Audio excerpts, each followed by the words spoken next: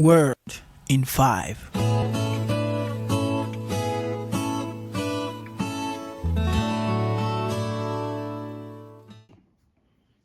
I met a lady a long time ago who told me a tale of woes.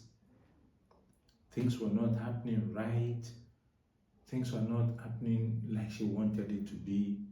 Events were taking place in her life that she doesn't like.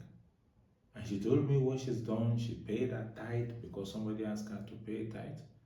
I don't know where the theology comes from, that paying tithe to get you out of it, dealing with God. He said somebody told them that they should be worshiping, and she bought cassettes and she's been dancing all night on Kenoli, Don Moen, everything. That was laughable.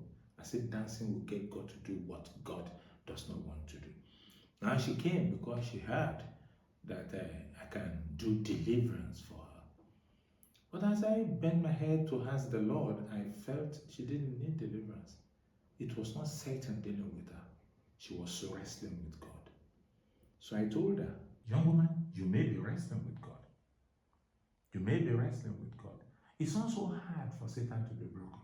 But when it is God himself dealing with you because he wants to produce a change in your warped and crooked character, then you're going to have encounters and encounters and encounters. Oh, she's been through hell on barefoot.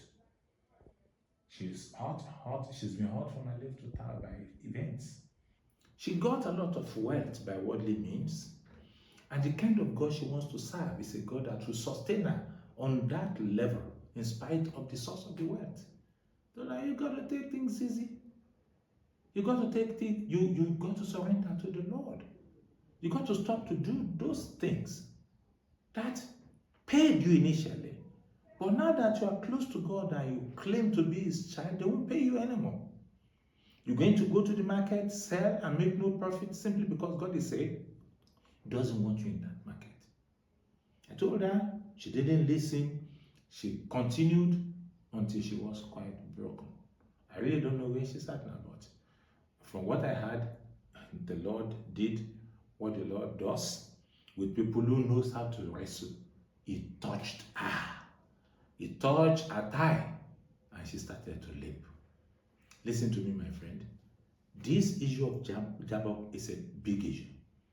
Once you are aware that you're doing something wrong and God is resisting you, in the marketplace, on the streets, in relationships, there's a resistance of God. He's telling you, son, you're not mine. You got to change. I will advise you to change. Because listen, Jacob was wise. God touched only one thigh, and he surrendered. Because if he did not surrender, God can touch the other thigh. He can touch the backbone, he can touch the neck, he can touch the two hands. He can keep on touching until you are actually surrendered because you are unable. But why do you want to wait until that wrestling match get to that extent? Why don't you go to God and say, total surrender, perfect submission, then there will be peace. I know that people are going from place to place, deliverance here, deliverance there, deliverance. But when they get delivered, they get ensnared again. And sometimes it's the devil, yes, but sometimes it could be God saying, son, I want a different version of you. Because where I'm taking you to, this version of you cannot get there. You need to be better so that you can go to that better place God has in mind for you. Beware of wrestling with God. It cripples limbs. I can see that you love Jesus.